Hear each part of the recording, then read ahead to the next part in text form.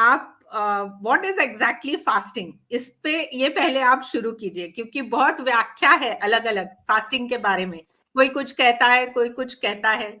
तो let's listen to you and you try to explain us कि exactly fasting means what. Yes sir. नमस्ते, धन्यवाद गायत्री जी, और आपकी पूरी टीम को बहुत बहुत धन्यवाद। और जिस कार्य को आप लोग आगे बढ़ा रहे हैं, आपकी पूरी जो टीम है यूएचओ की और इंडिया अवेकनिंग मूवमेंट जो आप चला रहे हैं, ऐसे कार्य के लिए बहुत बहुत शुभकामनाएं। और ये डॉक्टर संवाद आपने जो शुरू किया, इसकी कुछ कड़ियां मैंने देखी और वो श्रृंखला को, सीरीज की कड़ियों को देख के काफी प्रभावित भी हुआ हूं कि ये प्लेटफॉर्म जो आपने शुरू किया मात्र 3 महीने में, और बहुत अच्छे स्पीकर्स आपके यहाँ आए और बहुत अच्छे से आपने उनके साथ जो उनका जो ज्ञान था वो बहुत सरल शब्दों में शेयर किया लोगों को। तो आज का जो विषय है उपवास, और एक उसके साथ लाइन जोड़ी है कि सबसे सस्ती चिकित्सा या मोस्ट अफोर्डेबल मेडिसिन सिस्टम। तो मुझे याद आता है कि जब मैं ट्रेनिंग पीरियड में था तो नेशनल इंस्टीट्यूट ऑफ नेचुरोपैथी में वहाँ डायरेक्टर थे बाबू जोसेफ सर। तो बोलते थे नेचुरोपैथी क्लिनिक चालू करने के लिए क्या चाहिए तुमको? कुछ नहीं, बस एक कमरा चाहिए जहां तुम बैठ सको, तुम्हें तो किचन भी नहीं चाहिए, बस लोगों को फास्टिंग कराना है और सब अपने आप ठीक हो जाएंगे। बस आप में कन्विंसिंग पावर होनी चाहिए कि आप उसे तैयार कर सको कि हाँ वो फास्ट कर ले तो almost all disease you can cure with the fasting.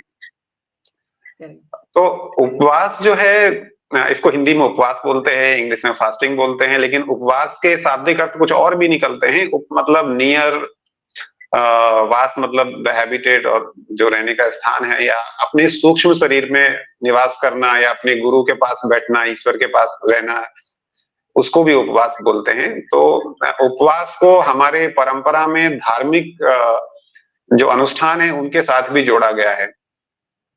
और न केवल भारतीय परंपरा में, जो बाकी के धर्म भी हैं, रिलीजन्स हैं, उनमें भी सभी में किसी न किसी रूप में उपवास को जोड़ा गया है। तो उसके जो भी ऋषि मनीषी लोग रहे होंगे, उन्होंने इसके आध्यात्मिक के साथ साथ स्वास्थ्य लाभों को भी समझा होगा उस समय, और सामान्य जनता तक आसानी से पहुंच सके और लोग उसका अच्छे से पालन करें, इसलिए उसको एक धार्मिक परंपरा के रूप में जोड़ा गया।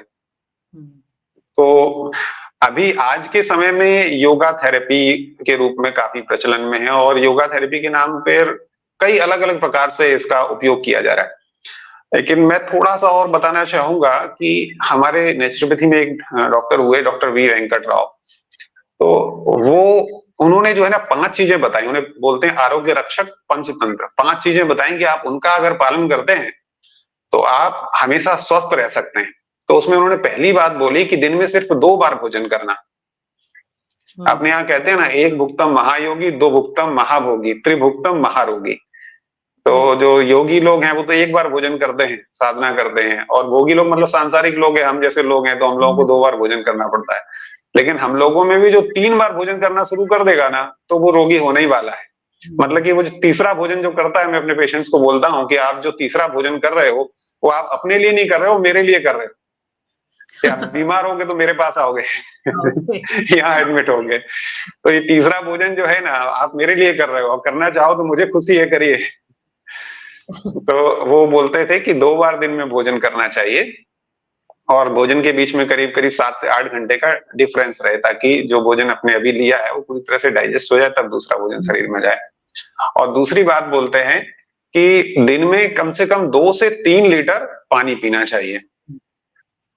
क्योंकि अपने बॉडी में जो फ्लूइड का मेंटेनेंस है वो बहुत जरूरी है। तो पानी, एग्जैक्टली पानी मतलब मिल्क नहीं, पानी मतलब जूसेस नहीं, जो पानी, प्योर पानी है, वो करीब करीब 2 से 3 लीटर दिन में व्यक्ति को पीना चाहिए। हमें पता नहीं चलता, अगर हम पानी कम पीते हैं तो थोड़ी थोड़ी मात्रा में माइक्रो डिहाइड्रेशन होता रहता है, और बहुत सारी बीमारियों को पैदा करता है। मैंने अपनी प्रैक्टिस में देखा है, जो कम पानी पीते हैं उनको माइग्रेन की समस्या होना, हाइपर एसिडिटी की समस्या होना, यूरिक एसिड की प्रॉब्लम होना, इवन कोलेस्ट्रॉल भी ज्यादा बढ़ा रहता है। केवल आप पानी की मात्रा सही कर देते हो, कोलेस्ट्रॉल भी काफी हद तक लोअर हो जाता है। और तीसरी बात वो बोलते हैं कि दिन में 1 घंटे, कम से कम 1 घंटे व्यायाम करना है। और चौथी बात बोलते हैं कि सप्ताह में एक दिन उपवास रखना अनिवार्य है, ताकि हमने जो वीक डेज में जो भी ज्यादा खाया हुआ है वो एडजस्ट हो जाए।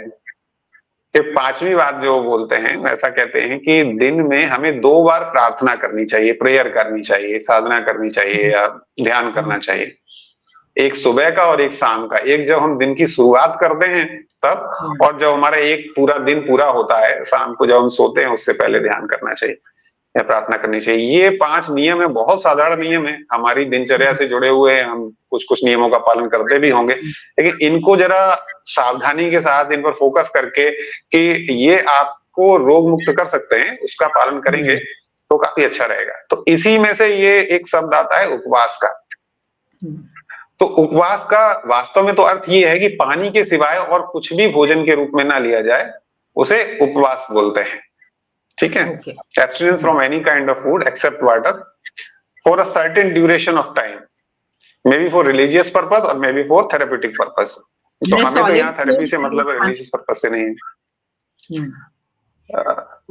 नहीं, अभी इसमें क्या होता है कि आज के समय में इसके और कई सारे वेरिएशंस आए हैं जिन पर काफी शोध भी हुए हैं, जिन पर रिसर्चेस हुई हैं। ओनली वाटर फास्ट पे शोध कम हुए हैं। तो अभी इसमें क्या है कि एक आप बहुत सुनते होंगे कैलोरी रिस्ट्रिक्शन, तो वो उसको भी कुछ मात्रा में फास्ट बोलते हैं। उसमें क्या करते हैं कि जो regular daily requirement of calorie की है उससे करीब करीब 10 से 40% कैलोरी कम ले लेते हैं अपने खाने में। तो वो एक्चुअली फास्टिंग नहीं है, कैलोरी रिस्ट्रिक्शन है। फिर इंटरमिटेंट फास्टिंग करते हैं, alternate day fasting, that is very famous currently. हाँ, नहीं, वो दूसरे तरीके से बोलते हैं। ये एक्चुअली वो टाइम रिस्ट्रिक्टेड फास्टिंग है जो आजकल बहुत फेमस है, लेकिन उसको इंटरमिटेंट के नाम से ही जानते हैं लोग।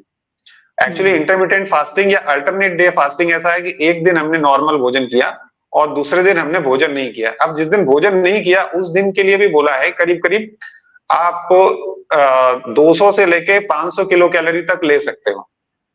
ठीक है, तो इसको, हाँ, जिस दिन हम उपवास कर रहे हैं ना उस दिन हमारी जो कैलोरी रहेगी दिन भर की 200 से 500 के बीच में रहेगी। तो इसको हम इंटरमिटेंट फास्टिंग बोलते हैं।